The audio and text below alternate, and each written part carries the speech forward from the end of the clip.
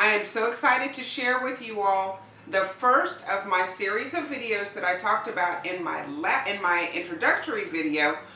Basically the steps that can be used in putting together your skincare routine. So what we're going to talk about are what the steps are, why we do them, and then I'm going to give you information on kind of the proper way to do them. There's always variations according to product, but this is going to be good for overall. So we are talking about cleansing today.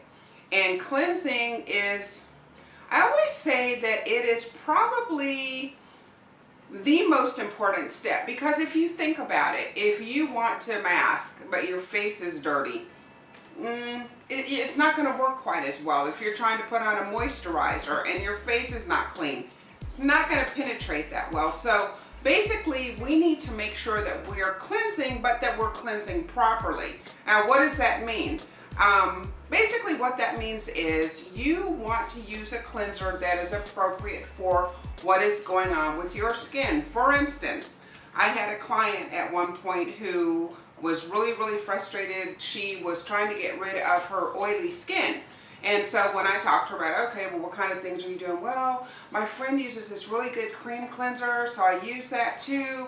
And then I follow up with, all this moisturizer. And the bottom line is her skin is oily.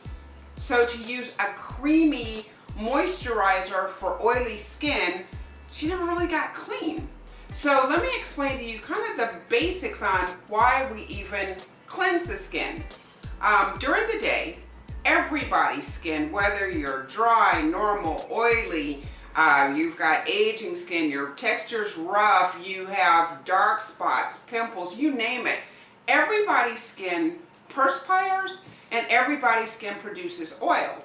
And when those two components exist on the surface of your skin, it's called an acid mantle. You can go and Google acid mantle and you'll find out quite a bit of information. The basic purpose of the acid mantle is to protect your skin from bacteria and other types of things that can be flying around in your environment.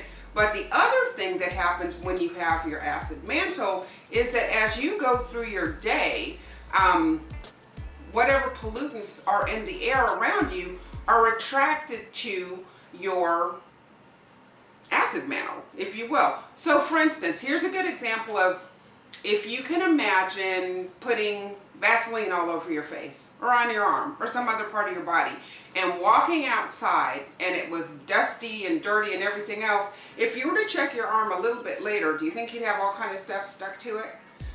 Correct. So on a much smaller level, that's what's happening with your skin. Now, depending on how much you perspire, how much oil your skin secretes, that's too going to be taken into account for cleansing. So let me use my two examples for the type of cleansers that are appropriate for someone with dry skin and someone with oily skin.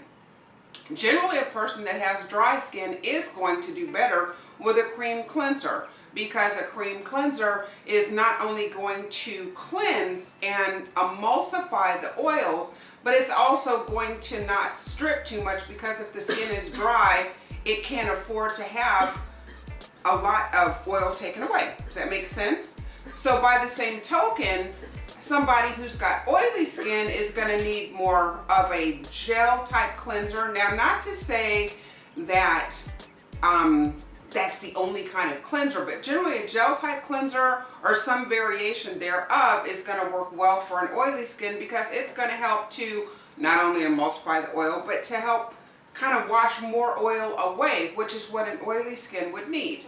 When you're washing your skin, what I recommend is you don't want hot water, because over time that will tend to dehydrate your skin, dry you out, premature aging, blah, blah, blah. There's a whole lot about doing hot water that's not good. So you want to have your water kind of lukewarm to warm. I always recommend washing your face with your hands, because you're going to do the best job and you're not going to do too much generally, because you're not using anything that could cause your skin to become sensitive. You then want to rinse, pat dry, and pretty much you're done with that step. So that's the Skinny on cleansing.